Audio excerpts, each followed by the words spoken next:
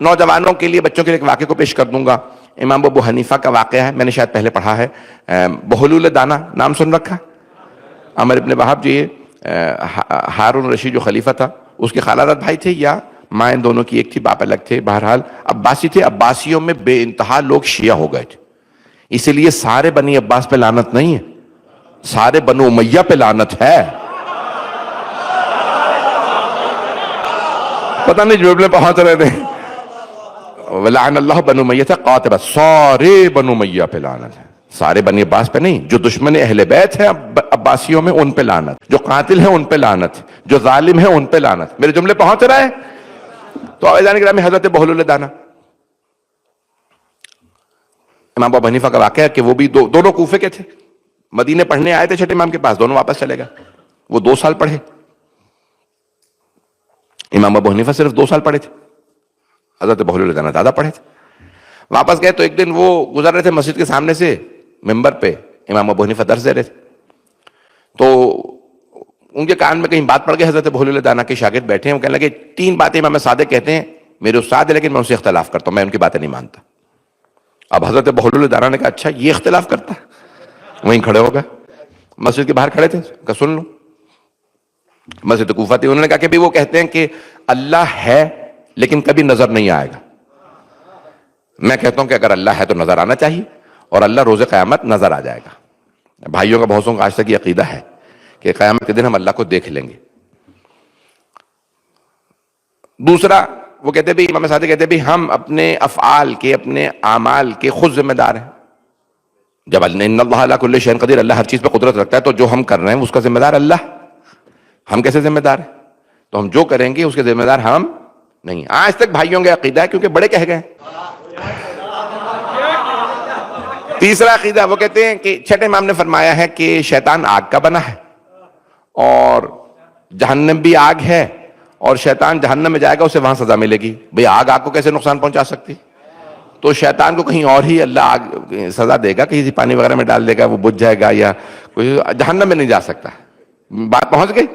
تو اس نے کہا بھئی یہ نہیں ہو سکتا کہ جہنم میں آگ چلی جائے، شیطان آگ کا بنا، اللہ اس کو جہنم میں ڈالے گا، اس کو وہاں سزا ملے گی. ہم جنس کو نقصان نہیں پہنچا سکتا. تو اس نے کہا میں یہ نہیں مانتا. حضرت بہلول دانہ نے ایک مٹی کا ڈھیلا اٹھایا اور دے مارا ان کے سر میں. تو اب ان کے سر میں درد ہونے لگا، چیخنے لگے، رونے لگے. انہوں نے کہا بھئی یہ میں نے خود دیکھا، بہلول دانہ جو ہے یہ پتھر مار گیا مجھے. ان کے سارے شاگرد بھاگنے لگے. حضرت بہلول دانہ بزرگ تھے، اب وہ آگے بھاگ رہے ہیں، سارے شاگرد ان کے پیچھے پیچھے. کچھ دیر میں پکڑ لیا سب نے. جب مارنا شروع کرنے کا، مارو مت، جس کا کیس ہے میرے خلاف، البینۃ علی المدعی. ایسے ایسے دیوانے تھے کہ بڑے بڑے فقہا کو اتنا نہیں پتا تھا جتنا انہیں پتا تھا. انہوں نے کہا بھی پیغمبر اسلام فرما گئے نا کہ البینۃ علی المدعی، جو دعویٰ رکھتا ہے وہ خود گواہ لائے گا.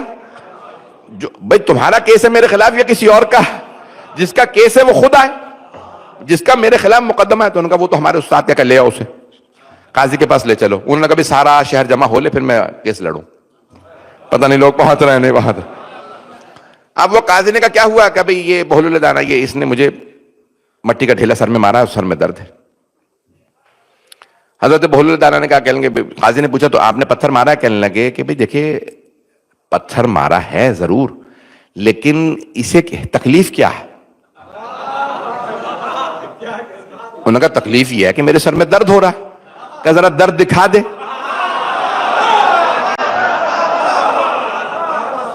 کہنے لگے لوگ صحیح کہتے ہیں تو پاگل ہے، درد دکھایا نہیں جا سکتا، محسوس کیا جاتا ہے. کہ تو نے تو کہا تھا ہر وہ شے جو ہے نظر آنی چاہیے، اللہ بھی نظر آئے گا. تو پھر مان، اللہ کو دیکھا نہیں جا سکتا، محسوس کیا جاتا. چلے. تو انہوں نے کہا کہ بات ٹالنے کی ضرورت نہیں ہے، میں تیری باتوں میں نہیں آؤں گا.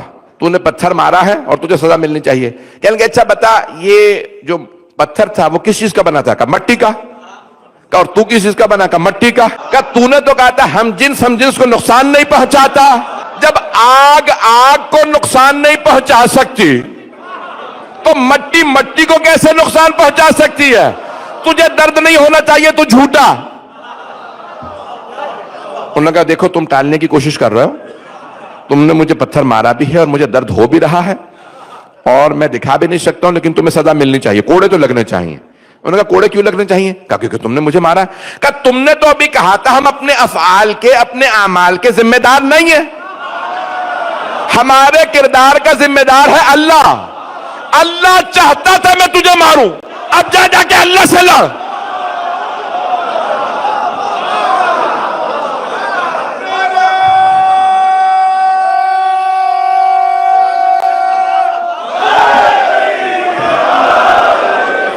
میرے جملے پہنچ رہے ہیں؟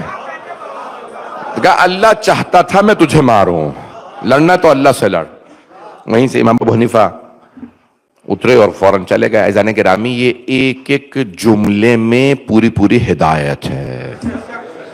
میں یہ جو ساری آج بحثیں چاہ رہا تھا، پتہ نہیں معلوم میری بحثیں پہنچ گئی ہیں سب تک۔ نہ ہم جبر کے نہ تفویض کے قائل ہیں، بلکہ بین الامرین کے قائل ہیں۔ ہم قضاء و قدر کے قائل ہیں، ہم اللہ کی تقدیر کے قائل ہیں، لیکن ہم قائل ہیں کہ اللہ جب چاہے تقدیر بدل دے۔ قضاء و قدر اس کے ہاتھ میں ہے، اس کے پاس کل کا کل اختیار ہے، وہ قدیر ہے، وہ علیم ہے، حی و قیوم ہے۔ عزیزان گرامی، تو اب یہ کبھی بھی یہ جو کہتے ہیں نا کہ ماں کی دعا سے تقدیر بدل جاتی ہے، تو پھر اہل بیت کی دعا سے کیوں نہیں بدل سکتی؟ میں نے بس جملوں کو روشن کر دیا ہے۔ عزیزان گرامی، آج میں بہت سوچ رہا تھا، آج چند جملے میں سوچا کہ کیونکہ جمعے کا دن ہے اور ابھی مغرب نہیں ہوئی ہے، تو جمعے کا دن مخصوص ہے صاحب الزمان سے، تو آج میں 12ویں امام کے مسائل پڑھنا چاہتا تھا۔ عزیزان گرامی دیکھیں، ہم ایک ایسے امام کے قائل ہیں کہ جنہیں اللہ نے حجت خدا دیا۔ اب بہت سے لوگ کہتے ہیں اتنی لمبی زندگی کیسے ہو سکتی ہے؟ سن رہے ہیں لوگ؟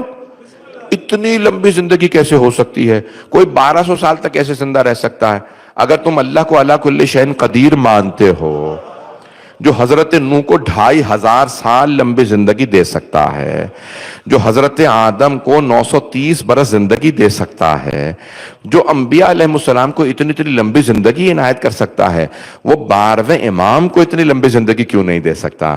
عزیزان گرامی، اللہ ہر چیز پہ قدرت رکھتا ہے۔ مجھے اس سے بحث نہیں ہے، میں انشاءاللہ کل کسی اور مقام پہ اس کو مکمل کروں گا، اور بحث توحید کی اور انشاءاللہ آپ کے سامنے بحث پیش کروں گا۔ عزیزان گرامی، وہ اللہ، دیکھیں توحید کے منوانے کے لیے اللہ نے بڑے بڑے امتحان رکھے ہیں کہ دیکھو مانتے رہو، جسے میں بناؤں گا وہ الگ ہی نظر آئے گا۔ دنیاوی پیشوا آتے رہتے ہیں جاتے رہتے ہیں، لیکن جسے اللہ نے حجت بنایا ہے۔ عزیزان گرامی، کئی لوگ کہتے ہیں 12ویں امام کے کیسے مصائب؟ ارے امام کے اتنے مصائب ہیں۔ زیارت ناہیہ کا جملہ سن لیجئے، امام فرماتے ہیں اے میرے جد حسین، مجھے وقت نے آپ سے بہت دیر سے بات بھیجا ہے، اگر میں کربلا میں ہوتا تو میں آپ پہ اپنی جان قربان کر دیتا، لیکن میں کربلا میں نہیں تھا۔ لأندبن علیک صباحا و مساء وَلَأَبْكِيَنَّ عَلَيْكَ، میں اب آپ پہ صبح و شام گریہ کروں گا، میں ندبہ کروں گا۔ ندبہ سمجھتے ہیں؟ یہ ماتم کرنا۔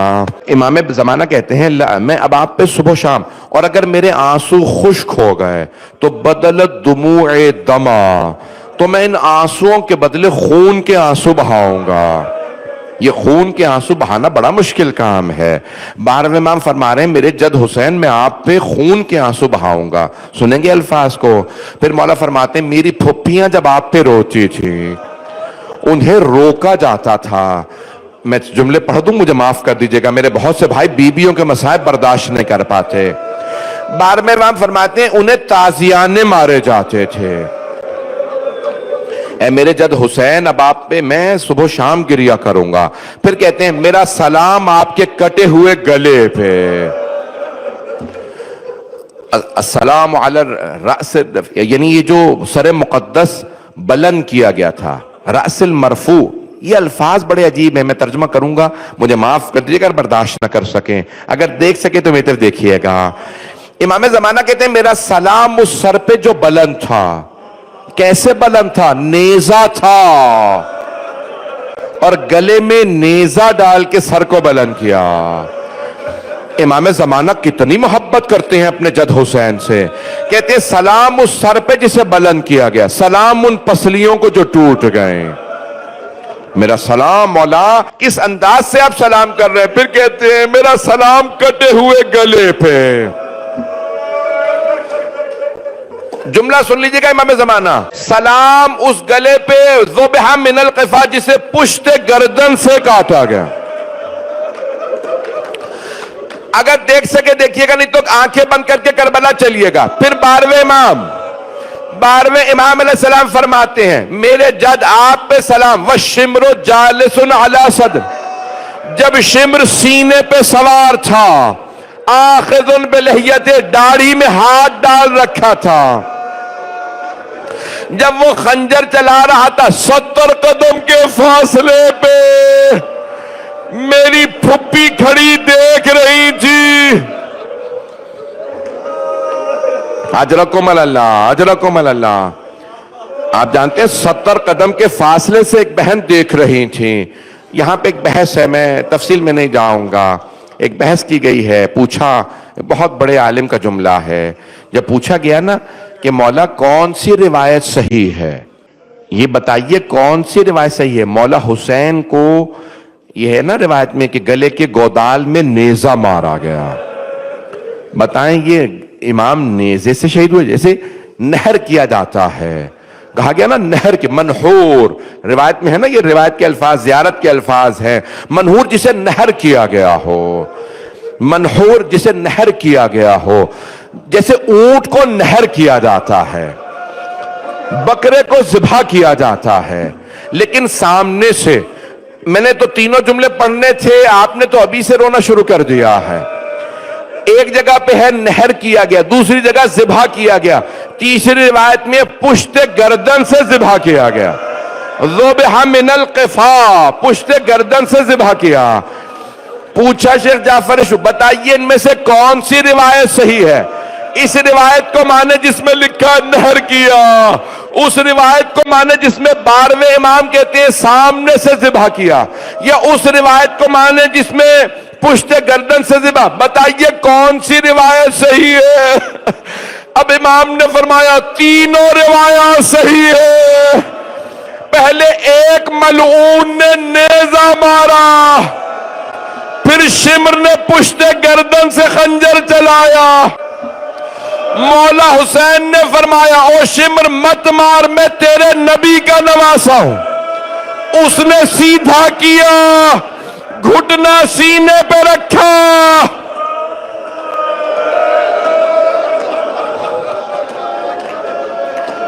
ہمارے بہت سے نوجوان، اب آپ برداشت نہیں کر رہے، میری آواز نہیں آ رہی، ہمارے بہت سے پاکستانی ہندوستانی نوجوان سوال کرتے ہیں مولانا یہ عربی میں مقتل میں کیا پڑھتے ہیں کہ مجمع عاشورے کو قابو سے باہر ہو جاتا؟ پڑھوں وہ جملہ وَالشِّمْرُ رَفَثَ فِي صَدْرِهِ، شمر نے حسین کے سینے پہ ٹھوکر ماری. جب گھٹنا رکھا، آیت اللہ جوادی عاملی کہتے ہیں مولا حسین نے کہا شمر میرے سینے سے اتر. میرے نانا میرے سینے کے بوسے دیتے تھے، میری ماں میرا گلا چومتی تھی.